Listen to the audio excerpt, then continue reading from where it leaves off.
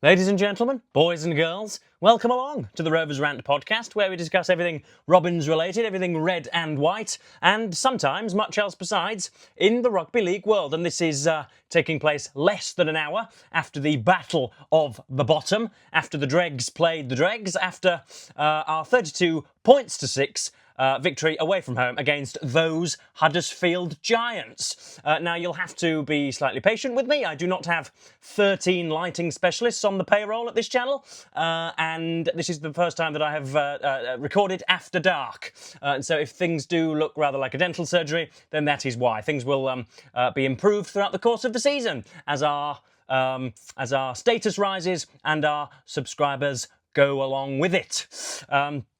So yeah, it's important to recontextualise, to retroactively and retrospectively contextualise beforehand, because we were pretty desperate for a victory today, okay? I think there would have been quite a few of us kicking the stool had the Giants turned us over today. And yeah, this really was, even though it's only round 4, this was the earliest must-win match that I can remember. We ran away with it in 2025. We garrotted nearly everyone in sight for at least the first 2 months until Wigan did us on our own patch, I think maybe 7 or 8 rounds into the regular season. But of course, we came off a complete pogrom in Las Vegas, and we needed to bounce back, and we pretty much did so. There was such a gap between the two sides. It was really rather difficult. Huddersfield are problematically bad. I watched the game with a few relatives, and we tried not to purple the room with our language, and yet 1 hour into it, my stately grandfather elbowed me in the ribs and said, "There's one thing that we've learned about the two teams today, Joe. It's that Huddersfield are dog shit," and he was correct in that rather mouthy approximation. He was definitely correct. So we may as well just go player by player and go through how that went. I thought, first of all, that Super Jackie Broadbent at the back was ultra reliable, way better under the bomb than I remember him. Of course, he hasn't really played in that position since the Challenge Cup semi-final of last year against the Catalan Dragons.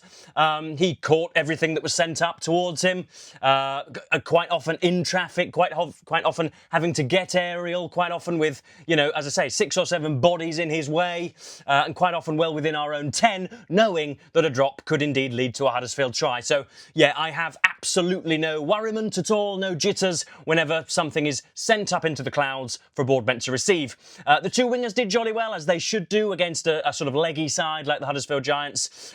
Tom Davies was given man of the match and was therefore lent the honour of speaking to the verbose Rod Studd after the match. And he scored 2 tries, finished off one absolutely magnificent one that will live on in the highlight reels for a good many years. Burgess looked pretty good too, even though I think he dropped 1 in possession. He could do to just get that out of his game. He does when someone's laying on and he's wrestling free, the ball in his hands anyway has a tendency just to spit loose. And I think he could do, he would basically complete himself as a winger if indeed he were to scrub that out of his game. The two centres, broadly similar. Oliver Gildart is Oliver Gildart. He's very, very good with ball in hand and communicates well in defence. Is it just me, or has Peter Hiku sort of lost a yard of pace over the winter? Is it me, or is he beaten a few times on his outside edge, on his outside shoulder? More times anyway than he used to be. It seems that, yeah, he's something of a weak link on our right side. Of course, he will have to get that fixed. Otherwise, we're going to be very, very porous down that side. Mikey Lewis, of course, was a lot more robust in defence. My main critique of him over the last 2 years, since he was first given the Man of Steel award, was that he is ran over by sometimes the smallest of players, and he seems to place a great deal of impetus on first contact without wrapping his arms around, without actually bringing the bloke in front of him to the floor. I thought he even caused a knock-on today at I think about half-hour mark, and only missed 1 or 2, which from a startling halfback is basically all you can ask for. When you've got a second rower and a centre next to you, you can always rely on, who is it at his size? It's Gildart or Reece Martin or Hadley to complete the tackle. And of course, going forward, whenever there is half a space, Mikey Lewis is a perfect blend of Porsche and Dodge Ram. He can probably outpace many fullbacks on a 100-meter dash, and yet he can also burst a few tackles. And yeah, you saw that him and Litton, I think, bombed 2, and yet he still ended the day with 2 tries. Lawton is dismissed with a yellow card in one of those. I always forget the name of the tackle, but essentially when the referee's called held and you then sort of scissor in onto the legs and risk a breakage. I saw it in real time and knew that it would be at least a penalty. And then upon review, he was indeed carted off to the sin bin. And I should think there'll be, or maybe there won't be a ban actually, because it's all about points accumulated, and Lawton probably doesn't have any points whatsoever. So yeah, he's still yet to impress me. We were until a few minutes ago working from the outside in, weren't we? So we have Hadley and Batchelor, who are looking a little tired, it has to be said. I know that they are, as I've called them in the past, the kidneys of Kingston Rovers, and they do a great deal of work, a great deal of unnoticed and yet essential work. And I thought that they bounced off a few tackles. Dean Hadley was mysterious in attack, and he was sort of performing the Minchella role after Elliott took to the sidelines for most of the second half. But overall, again, nicely reliable. Jez Litton is simply the best player in the Super League, isn't he? You give him, 3/4 of a yard of space and he's going to exploit it every single time. The markers are not square. He is, rabbiting and ferreting through the line. And of course, he causes a good few knock-ons and fumbles in defence as well, because he takes the ball and all. He quite often spears anybody, whether that's Lolohea or Burgess or whomever. He spears them fully onto the floor. And so, I think it's going to be increasingly difficult for us to keep hold of him, because he is going to be the hottest property in all of rugby league. But yeah, that needed to happen today, didn't it? Because things were getting quietly desperate, if you know what I mean. The rhetoric from the camp was one of calmness and one of self-flagellation and us whipping ourselves in the week and knowing that we had to improve, but knowing that we could probably win at 70% capacity, at 70% of our best, and such was the case. We weren't as slick, we weren't as florid, we weren't as connected and as artistic in attack as we might have been, but there was still a gorgeous try scored on Davies's right edge, and we were still exploiting a good few gaps. And as I say, you don't need to be brilliant when the side you are facing are piss poor, with a capital P, double capital P. I really do feel for Huddersfield. There were times when they were winning the league leaders' shield, when they had McGilvray and Danny Brough and Scott Grix and Earl Crabtree and Luke Robinson, who is now the head coach, and a good few many others. It's dark times for Ken Davey and his 2,000 pitiless fans. But there we go. That was a response video to Kingston Rovers' stonking victory at the, again, I was going to call it the John Smiths, forgetting, of course, that it's been renamed. But yeah, 2 points on the board, that'll do. And it seems, in scoring a try, that the star of the Burgundy team, Huddersfield, George Flanagan, has gone down with some sort of leg injury. He piled in kamikaze-esque among Tyrone May under the posts, scored a try, but I think probably damaged either some cartilage or a good bit of leg in scoring the try. And I think I would have probably taken that. I'm not generally someone who cheers when an opposition player, is frog marched off injured. But again, you'll take it, won't you, as a Hull KR fan? And we do so. I suppose anything else to speak of? We've already talked about the Carl Lawton dismissal. Not too much else comes to mind. It's just one of, I suppose, the chief feeling rolling through me at the moment is one of exasperated relief. We knew after about 15 or 20 minutes, even at 4-0, that Huddersfield weren't going to get out of their own half without assistance from the official, and again, 'twas ever thus. Even when we were down to 12 men and they had a few sets on our line, they could reliably cough the ball up in an amateurish fashion. Not a game that we're going to learn very much from, I don't think, because Huddersfield are going to be rooted to the table, I should think, in 2026. And again, a little bit of luck, I think, in the scheduling list, because had we been going over to the Brick Community Stadium, or if had we even been playing Wakefield or Bradford or Toulouse away from home, then I would not have been nearly as confident, and I think the game would not have been nearly as savage. But there we go. Lawton could be facing a ban. I don't know.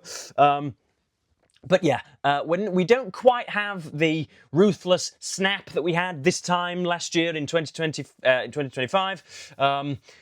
But we can ask for nothing more than a 4-score victory at Huddersfield, and we can thank the shaking hand of whomever drew the Challenge Cup that we are playing them this time next week, or whenever that fixture is to take place, Friday, Saturday, Sunday, don't know.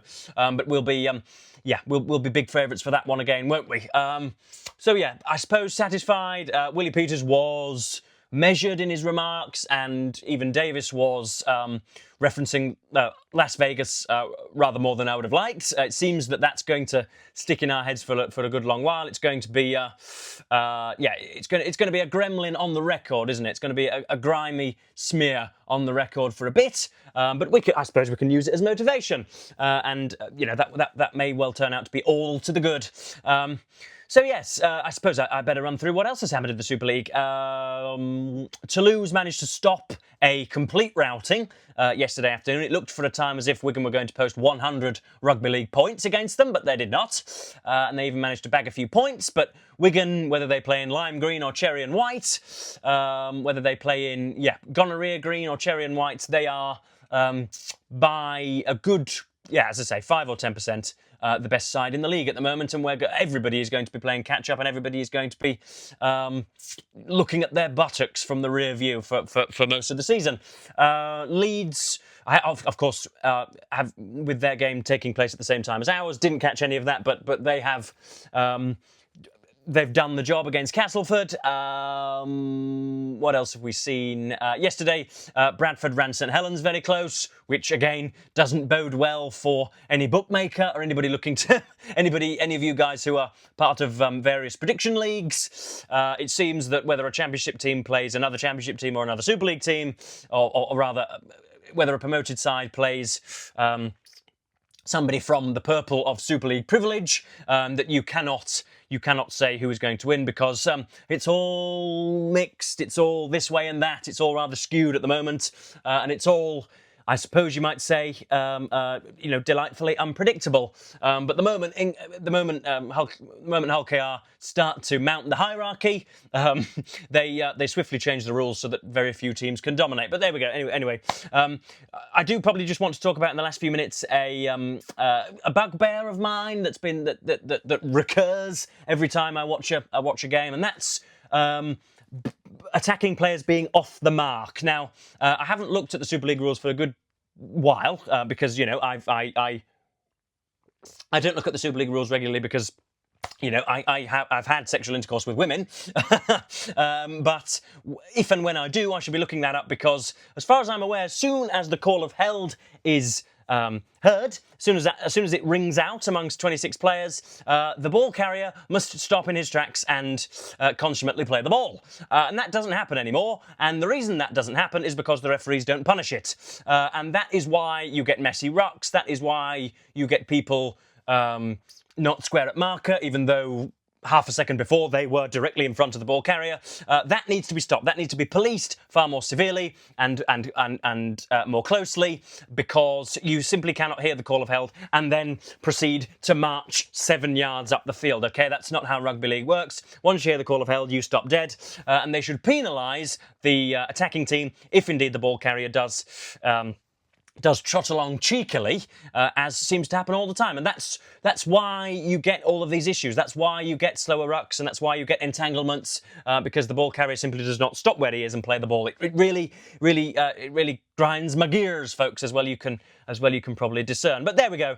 For all you Ultra Robbins faithfuls heading home on the bus, good safe journey. Do not down too many Strongbow dark fruits or whatever else she'll be spewing out of the windows. But yeah, I wonder what we'll do in the week, whether we'll stick around in a hotel in Huddersfield or whether we'll take a short trip back and then and travel again on Friday or Saturday. Who knows? But it's another logistical quandary to add to all the very many that we've had to suffer already in 2026. But that's been 15 minutes on the Rovers, I was going to say the Rovers Renaissance there, to quote the, I think, average documentary series. But yeah, Rovers, we're sort of back on track. Very little to learn from that one, given that most teams, most self-respecting, God-fearing teams in 2026 will chop that shitty team up for dinner. So yeah, we have 2 points on the board, and we, because of the margin of victory, we move ever closer to the black and whites. We may even be above them, I do not know. But there we go. 15 minutes, instant reaction to Kingston Rovers versus the Huddersfield Giants. I will see you probably tomorrow for 5 things that we learnt in round 4, and then progressively more towards the week as we near some feisty, tasty Challenge Cup ties. So I will thank you ever so much for watching. Beg for your comments down below, your thought-provoking comments down below. And yes, thank you ever so much for watching, and see you later.